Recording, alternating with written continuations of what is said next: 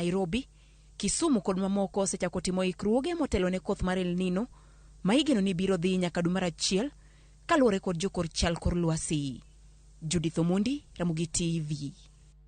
Jatend piny Kenya William Ruto igeno ni dhi limbe Nyanza, ma en limbe ma jatend piny timo e tielo mar adek kuom thuolo mar higa achiel. Penjo medo nyuolore e wi ber mag limbe jatend piny e alwora mar dho wadh nam Lolwe.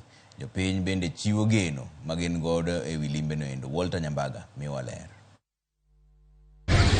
Jadi mathoth biro mar wendo kelo mor to kod chang ne jodala. Jopiny mayudore alwora mar dho wadh nam Lolwe geno limbe mar jatend piny William Ruto e tielo mar adek chakre tich abich jumane.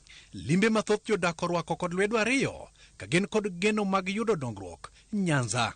Gimobiro timo no obio oisisitiza ni uchumi odok piny mondo ngima mar maisha be odok piny, dhano winjo matek, wach fuel bobio wuoye. Kendo development ma obiro yawogi bang'e ni dhi konyo yudhe gi mine kabisa. Obi mondo rare gi jopiny, joluori ite biro rwake. E limbe Ruto mogik Nyanza ne oweyo ka oelo kapu mag dongruok kendo kapok higa orumo jatend piny molo Migori, Homabay, Kisumu kod Siaya. Wach mamoko kuom jotelo mawuok Nyanza kotelnegi kod jaod bura mauriri Mak Nyamita to kod Charles Owino okone timore kaluwore kod bedo mamuol to kod bolruok e lombo piny owacho. Gima oganda wa koro ningo penjore ni to limbe ka limbe mobire ang'o mowe chien koso ang'o mokelo.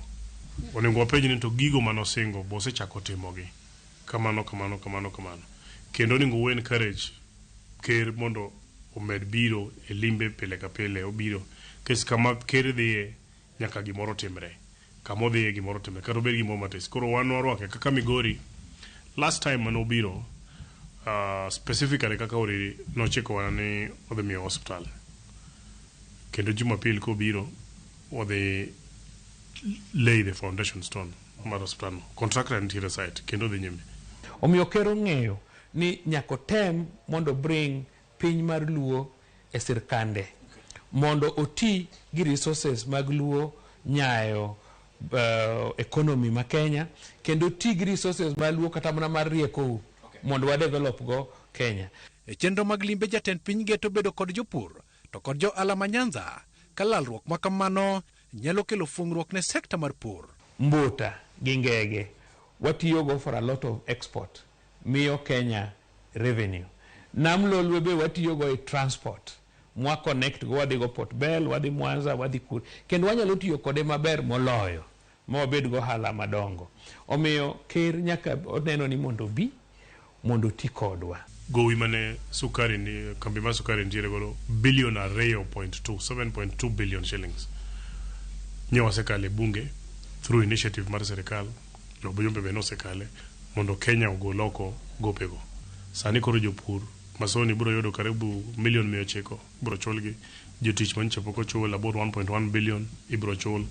Kasto koro kambi dong maonge gowi makoro kata kantiere investor mabiro donje kata ka koro ng'ama timo investment in whatever en gi a clean balance sheet. Kata kamano limbe no bende neno kagima en mar medo mbi mar William Ruto e gwenge mag Nyanza.